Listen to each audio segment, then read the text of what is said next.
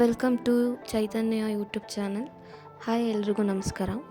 ನೀವೇನಾದರೂ SSB scholarship apply ಮಾಡಿದ್ದೀರಾ? ನಿಮ್ಮ ಅಪ್ಲಿಕೇಶನ್ ರಿಜೆಕ್ಟ್ ಆಗಿದೆಯಾ? ಆಗ ನಿಮ್ಮ ಸ್ಟೇಟಸ್ ವೆರಿಫೈಡ್ ಅಂತ ಬಂದು ನಿಮ್ಗೆ ಅಮೌಂಟ್ ಬಂದಿಲ್ವಾ? ಸೊ ಹಾಗಾದರೆ ಈ ವಿಡಿಯೋ ನಿಮಗಾಗಿ ಪೂರ್ತಿ ಎಂಡ್ ಗಂಟ ನೋಡಿ. ಹೊಸ ಯೂಸರ್ ಆದರೆ ಲೇಟೆಸ್ಟ್ ಅಪ್ಡೇಟ್ಗಾಗಿ ದಯವಿಟ್ಟು ನಮ್ಗೆ ಸಬ್ಸ್ಕ್ರೈಬ್ ಮಾಡಿ.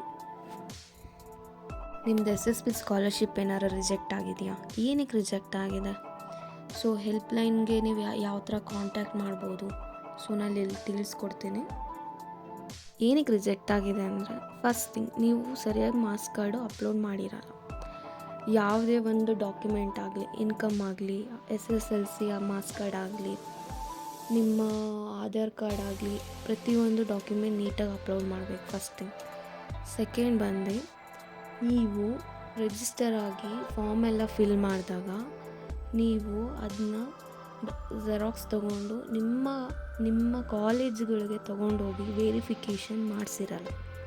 ಸೊ ನೀವು ವೆರಿಫಿಕೇಷನ್ ಮಾಡಿಸಿಲ್ಲ ಅಂತ ಅಂದರೆ ಅಲ್ಲೂ ರಿಜೆಕ್ಟ್ ಆಗೋ ಕಾರಣ ತುಂಬ 90% ಇದೆ.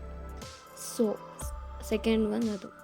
ಥರ್ಡ್ ಒನ್ ಬಂದುಬಿಟ್ಟು ನಿಮ್ಮ SSLC ಮತ್ತು ನಿಮ್ಮ ಆಧಾರ್ ಕಾರ್ಡಲ್ಲಿ ಏನಿದೆ ನೇಮು, ಸೇಮ್ ನೇಮು ನಿಮ್ಮ ಇನ್ಕಮಲ್ಲಿ ಕೂಡ ಇರಬೇಕು. ಅದಕ್ಕೂ ರಿಜೆಕ್ಟ್ ಆಗ್ಬೋದು. ನಿಮ್ಮದು ಅಪ್ಲಿಕೇಶನ್ನು ವೆರಿಫಿಕೇಷನ್ ಆಗಿದ ತಕ್ಷಣ ನಿಮ್ಮ ಡಿಸ್ಟ್ರಿಕ್ಟ್ ಆಫೀಸರ್ ಲೆವೆಲ್ಗೆ ನಿಮ್ಮದು ಅಪ್ಲಿಕೇಶನ್ ಫಾರ್ಮು ಅಲ್ಲಿಗೆ ಹೋಗುತ್ತೆ.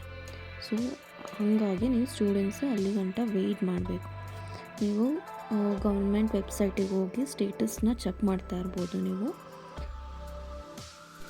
ಈ URL ನಿಮಗೆ ಕೊಟ್ಟಿರ್ತೀನಿ, ssb.karnataka.gov.in. ಇಲ್ಲಾಂದರೆ ಡಿಸ್ಕ್ರಿಪ್ಷನಲ್ಲಿ ಹಾಕಿರ್ತೀನಿ, ಡೈರೆಕ್ಟಾಗಿ ನೀವು ಕ್ಲಿಕ್ ಮಾಡ್ಬೋದು. ನೀವು ಕ್ಲಿಕ್ ಮಾಡಿದ ತಕ್ಷಣ ಇಲ್ಲಿ ನೋಡ್ಬೋದು ಸ್ಕ್ರೀನಲ್ಲಿ, ಇದು ಕರ್ನಾಟಕ ವೆಬ್ಸೈಟು ನಿಮಗೆ ಓಪನ್ ಆಗುತ್ತೆ. ಸೊ ನಿಮಗೆ ಓಪನ್ ಆಗಿದ ತಕ್ಷಣ ನೀವು ಕಾರ್ನರಲ್ಲಿ ನೋಡ್ಬೋದು, ಅಲ್ಲಿ ನಿಮಗೆ ಯಾವ ಲ್ಯಾಂಗ್ವೇಜಸ್ ಬೇಕು, ಲೈಕ್ ಕನ್ನಡ ಆರ್ ಇಂಗ್ಲೀಷ್, ನಿಮ್ಮ ಕಂಫರ್ಟಬಲ್. ಸೊ ನಿಮ್ಗೆ ಯಾವುದು ಬೇಕು ಅದು ಚೂಸ್ ಮಾಡ್ಬೋದು, ಕನ್ನಡ ಅವ್ರ ಇಂಗ್ಲೀಷ್ ನಿಮಗೆ ಚೂಸ್ ಮಾಡಿ. ನೆಕ್ಸ್ಟು ಅಲ್ಲಿ ನೋಡ್ಬೋದು ನೀವು pre matric scholarship and post matric scholarship ಅಂತ ಇದೆ. ಸೊ ನೀವೇನಾದರೂ ಹೊಸ್ದಾಗಿ ಅಪ್ಲೈ ಮಾಡ್ತಾ ಇದ್ದೀರಾ, ಕೆಳಗಡೆ ಇದೆ ನೋಡ್ಬೋದು ಕ್ರಿಯೇಟ್ ನ್ಯೂ ಅಕೌಂಟ್. ಸೊ ಅದನ್ನ ನೀವು ಕ್ರಿಯೇಟ್ ಮಾಡ್ಬೋದು, ಹೊಸ್ದಾಗಿ ಕ್ರಿಯೇಟ್ ಮಾಡೋರಾದರೆ. ಸೊ ನೀವು ಲಾಸ್ಟ್ ವೆಬ್ಸೈಟ್ ಕೆಳಗಡೆ ಲಾಸ್ಟ್ ನೀವು ನೋಡ್ಬೋದು ಹೆಲ್ಪ್ಲೈನ್ ಅಂತ ಇರುತ್ತೆ. ಸೊ ನೀವು ಅಲ್ಲಿ ನಿಮಗೆ ಏನೇ SSB ಸ್ಕಾಲರ್ಶಿಪ್ ಬಗ್ಗೆ ನೀವು ಏನೇ ಮಾಹಿತಿ ಬೇಕಾದ್ರೂ, ನಿಮ್ಮದು ಏನೇ ರಿಜೆಕ್ಷನ್ ಆಗಲಿ, ನಿಮ್ಮದು ಸ್ಟೇಟಸ್ ಏನು, ನಿಮಗೇನೋ ಅದು ಚೇಂಜಸ್ ಮಾಡೋಕ್ಕಾಗ್ತಿಲ್ಲ ಅಂದರೆ so you can go for this helpline.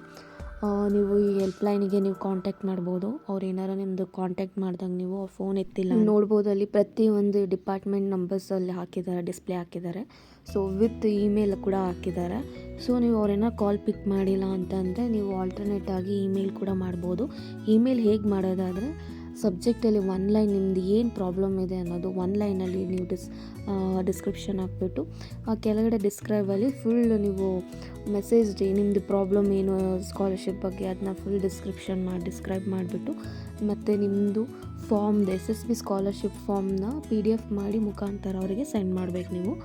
ನೀವು ಅಲ್ಲೂ ಏನಾರ ನಿಮಗೆ ಅವರು ಸಹಾಯ ಆಗಿ ನಿಮಗೇನು ಮಾಡಿಲ್ಲ, ಹೆಲ್ಪ್ ಮಾಡಿಲ್ಲ ಅಂದರೆ ಸೊ ನೀವು ನೋಡ್ಬೋದು ವೆಬ್ಸೈಟಲ್ಲಿ ಕಾಂಟ್ಯಾಕ್ಟ್ ಅಸ್ ಅಂತ ಇದೆ. ನೀವು ಬೇಕಾದ್ರೆ ಆ ಫೋನ್ ನಂಬರು ಕೂಡ ನೀವು ಯೂಸ್ ಮಾಡ್ಕೋಬೋದು. ಸಬ್ಸ್ಕ್ರೈಬ್ ಮಾಡೋದು ಮರಿಬೇಡಿ. ನಿಮಗೆ ಈ ಮಾಹಿತಿ ಇಷ್ಟ ಆಗಿದ್ರೆ ಪ್ಲೀಸ್ ಕಮೆಂಟ್ ಮಾಡಿ.